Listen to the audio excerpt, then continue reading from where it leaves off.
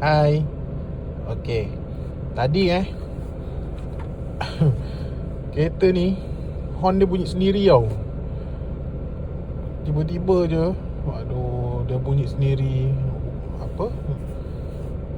Dekat jalan nak masuk apa semua horn kan. Terpaksa lah aku berhenti tepi, cabut fuse kat bawah tu. Dekat bawah tu tertonggeng-tonggeng aku dalam tu kan. Terpaksa aku cabut fuse untuk horn ni.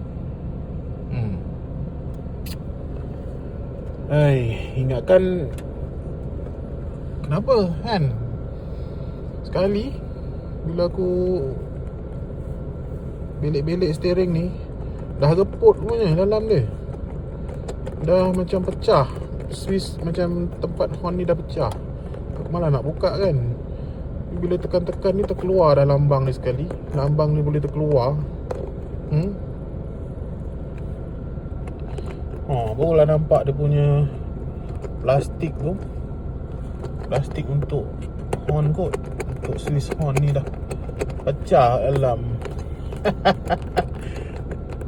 Dah reput. So paksa aku cari steering lah. Steering baru. Nampak taklah baru. Cari yang elok lah. Reput. Okay, itu saja. Share. Bye.